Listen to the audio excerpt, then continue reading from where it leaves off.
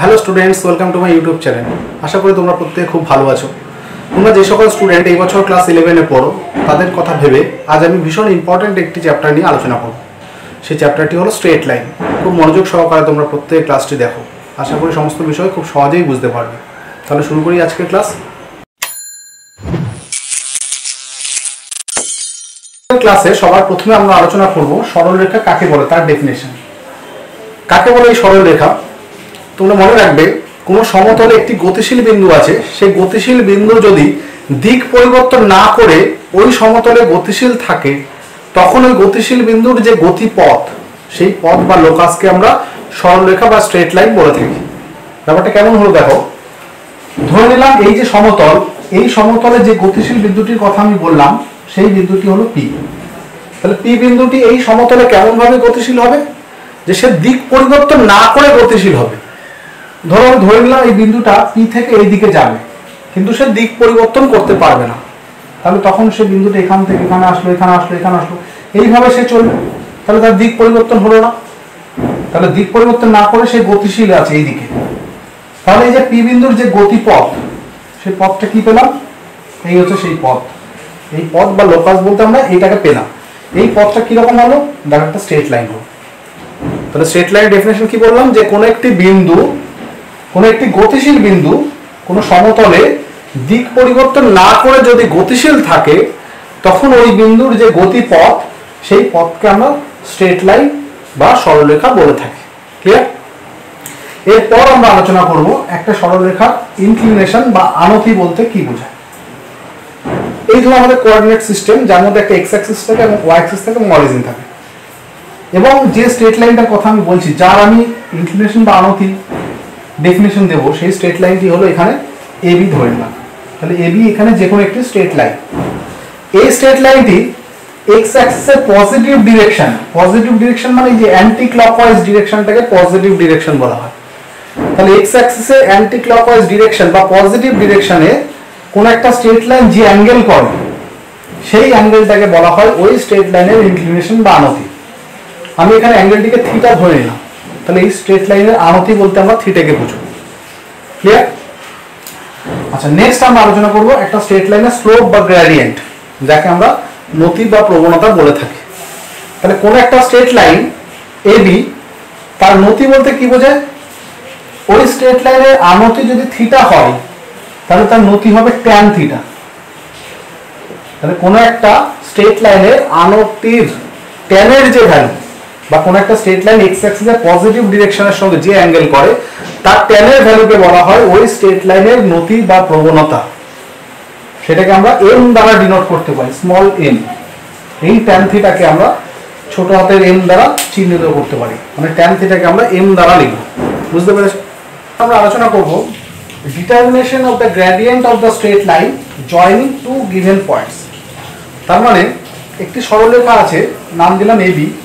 এই সরলরেখার উপর দুটো পয়েন্টের কোঅর্ডিনেট তোমরা জানো, যার একটার নাম দিলাম সি, যার কোঅর্ডিনেট x1 y1, এবং একটি পয়েন্ট হলো ডি, যার কোঅর্ডিনেট x2 y2।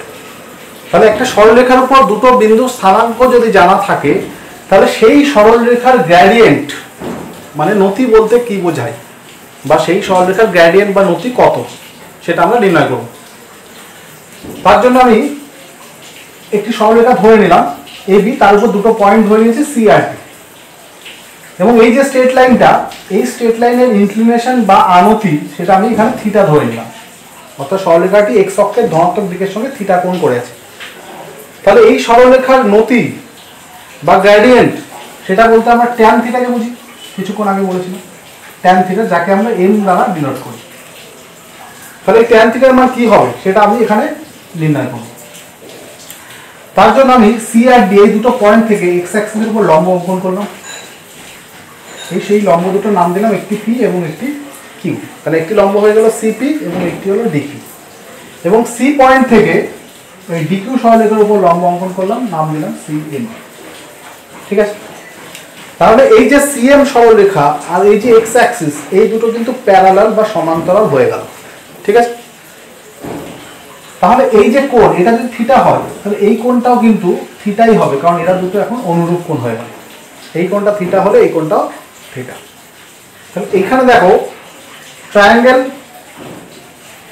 সিএমডি, এটি কিন্তু একটি রাইট অ্যাঙ্গেল ট্রায়াঙ্গেল সিএমডি, কারণ এই অ্যাঙ্গেলটা তার 90 ডিগ্রি বা রাইট অ্যাঙ্গেল, ঠিক আছে। তার ফলে এই যে ট্রায়াঙ্গেলটা বা ত্রিভুজটা সেটা কিন্তু একটি সমকোণী ত্রিভুজ তৈরি হয়ে গেল।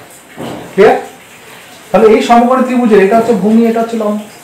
তাহলে ট্যান থিটা মানে আমরা কি জানি সমকোণী ত্রিভুজের, এটা যেহেতু থিটা তাহলে ট্যান থিটা ইকুয়াল টু হবে লম্ব বাই ভূমির অনুপাত। তাহলে লম্ব এখানে হচ্ছে ডিএম আর ভূমি হচ্ছে এখানে সিএম। লম্বটা হচ্ছে ডিএম, ভূমিটা হচ্ছে সিএম। তাহলে ট্যান থিটা মানে ডিএম বাই সিএম। তাহলে এখানে ডিএম আর সিএম এই দুটো ভ্যালু যদি আমি নির্ণয় করতে পারি তাহলে কিন্তু আমরা ট্যান থিটা পেয়ে যাচ্ছি, তাই তো। তো দেখো যেহেতু এই পয়েন্টটা স্থানাঙ্ক x1 y1 তুমি ধরে নিয়েছো, তাহলে তুমি বলতেই পারো যে এই যে মূল বিন্দু বা অরিজিন থেকে এর যে ডিসটেন্স, এই ডিসটেন্সটা হবে x1 আর এই হাইটটা হবে y1, x1 y1, তবেই পয়েন্টটা স্থানাঙ্ক x1 y1 হয়েছে। আবার একই রকম ভাবে ডি পয়েন্টের স্থানাঙ্ক যেহেতু x2 y2 ধরে নিয়েছি এবং এখান থেকে যেহেতু লম্ব অঙ্কন করেছি, তাই এইটুকু হবে x2 আর এই টোটালটা হবে মানে এই হাইটটা হবে y2। ক্লিয়ার? তাহলে এই টোটালটা যদি x2 হয় মানে এইটুকু যদি x2 হয় আর এইটুকু যদি x1 হয়, তাহলে এখান থেকে পিকিউর যে ভ্যালুটা সেটা আমি বলতে পারি x2 মাইনাস x1, এই পিকিউর ভ্যালুটা, যে এই ভ্যালুটা, হ্যাঁ, সেটা এই টোটালটা যেহেতু x2 আর এইটুকু যেহেতু x1, তাহলে x2 থেকে আমি x1 কে বাদ দিয়ে দিলাম, তাহলে পড়ে থাকে এইটা x2 মাইনাস x1, এটা হবে পিকিউ ভ্যালু। এখন পিকিউ ভ্যালু যা হবে আমি সিএম এর ভ্যালু একই হবে এটা, তাই তো। পিকিউ আর সিএম এই দুটো ভ্যালু তো ইকুয়াল, তাহলে পিকিউ যেহেতু x2 মাইনাস x1 হলো, তাহলে সিএমটাও কিন্তু x2 মাইনাস x1। এবার এদিক থেকে আসো, এই টোটালটা হচ্ছে y2 আর এই যে হাইটটা যে সিপি, দেখো সিপি এটা যেহেতু y1, তাহলে এটাও হবে y1, মানে এইটুকু এখান থেকে শুরু করে এই পর্যন্ত এটাকে আমি y1 বলতে পারি, ঠিক আছে। তাহলে পুরোটা দেখো y2, পুরোটা y2 আর এইটুকু y1, তাহলে বাকি এই ডিএম, এই ডিএম এর হাইট সেটা আমি বলতে পারি y2 মাইনাস y1। পুরোটা তো y2, তার থেকে এইটুকু y1, তাহলে বাকি এইটুকু হবে টোটালটা মাইনাস এইটুকু, তাহলে টোটালটা তো y2 আর এইটুকু হচ্ছে y1, তাহলে ডিএম মানে হয়ে গেল y2 মাইনাস y1। তাহলে এখানে এবার ভ্যালুগুলো বসিয়ে দিই, ডিএম মানে হচ্ছে y2 মাইনাস y1 আর সিএম মানে হচ্ছে x2 মাইনাস x1। মানে tan থিটা ইকুয়াল টু পেলাম y2 minus y1 divided by x2 minus x1। তাহলে y2 y1 x2 x1 এগুলো কি? এগুলো হচ্ছে ওই সরলরেখার উপর যার আমি প্রবণতা বার করছি, যার আমি গ্রেডিয়েন্ট বার করছি, সেই সরলরেখার উপর দুটো পয়েন্ট, একটা x1 y1 একটা x2 y2। এই পয়েন্টগুলোর ক্ষেত্রে x গুলোকে আমরা কি বলি? x গুলোকে বলি ভুজ বা অ্যাবসিসা, আর y গুলোকে বলা হয় কোটি বা অর্ডিনেট। তাহলে tan থিটা ইকুয়াল টু হয়ে গেল y2 minus y1 divided by x2 minus x1। তার মানে কোটি দ্বয়ের অন্তর, y মানে হচ্ছে কোটি, কোটিগুলোর অন্তর ডিভাইডেড বাই ভুজগুলোর অন্তর, ঠিক আছে। কোটি দ্বয়ের অন্তর ডিভাইডেড বাই ভুজ দ্বয়ের অন্তর, এটাই হয়ে গেল tan থিটা। এটা তুমি কখন অ্যাপ্লাই করবে? তোমাকে কোন একটা সরলরেখা দেওয়া আছে, সেই সরলরেখার প্রবণতা বা নতি বার করতে বলেছে, সেইখানে ওই সরলরেখার উপর তোমাকে দুটো বিন্দু স্থানাঙ্ক দিয়ে দিয়েছে, তখন তুমি নতি বের করবে এই ফর্মুলা দিয়ে। আর যদি এমন হয় যে কোন একটা সরলরেখা x অক্ষের সঙ্গে যে অ্যাঙ্গেল করে আছে সেই অ্যাঙ্গেলটা তোমাকে দিয়ে দিয়েছে, তখন তুমি নতি বের করবে tan থিটা দিয়ে। tan সেই অ্যাঙ্গেল, tan থিটা ভ্যালু যেটা হবে সেটাই হবে তার নতি বা স্লোপ। বুঝতে পেরেছো? ধরো এমন দিয়ে দিল কোন একটা সরলরেখা আছে যার উপর একটি বিন্দু হচ্ছে 2 মাইনাস 3 এবং আরেকটি বিন্দু হচ্ছে 1 কমা মাইনাস 1, ঠিক আছে। তাহলে এই যে সরলরেখা, এই বিন্দু দুটোকে যোগ করলে যে সরলরেখা পাবে সেই সরলরেখার নতি বা গ্রেডিয়েন্ট, যেটাকে আমরা m দিয়ে লিখি, তো সেটা ইকুয়াল টু কি হবে? কোটি দ্বয়ের অন্তর ডিভাইডেড বাই ভুজ দ্বয়ের অন্তর, মানে অর্ডিনেট গুলোকে ডিফারেন্স করবে ডিভাইডেড বাই অ্যাবসিসা গুলো ডিফারেন্স। তাহলে তুমি যদি এটাকে আগে লেখো তাহলে নিচে মানে উপরে যদি y2 মাইনাস y1 হয় নিচে x2 মাইনাস x1, কিন্তু উপরে যদি তুমি y1 মাইনাস y2 লেখো তাহলে নিচে x1 মাইনাস x2 হবে। উপর থেকে মাইনাস কমন নিলাম, নিচ থেকে মাইনাস কমন নিলাম, দুটো মাইনাস প্লাস হয়ে গেল। তার মানে উপরে যদি আমি এটাকে y1 মাইনাস y2 লিখি, মানে এটাকে আমি এইভাবে পড়তে পারি যে y1 minus y2 divided by x1 minus x2, এইভাবে তুমি ফর্মুলাটাকে মনে রাখতে পারো। তাহলে সেখানে এটা যদি x1 y1, এটা যদি x2 y2 হয়, তাহলে এখানে y1 হচ্ছে মাইনাস 3 মাইনাস y2 মানে এখানে মাইনাস 2, তাহলে এই যে কোটিদ্বয়ের অন্তর ডিভাইডেড বাই যে ভুজদ্বয়ের অন্তর, তার মানে -3 মাইনাস মানে +1, -3 + 1 মানে -2 বাই 2 - 1 মানে 1। তাহলে তোমার প্রবণতা বা স্লোপ ইকুয়াল টু কত বেরলো? -2। এইভাবে তুমি কোনো একটা লাইনের স্লোপ বা গ্রেডিয়েন্ট বের করতে পারো। তাহলে আজকের ক্লাস আমি এখানে শেষ করছি।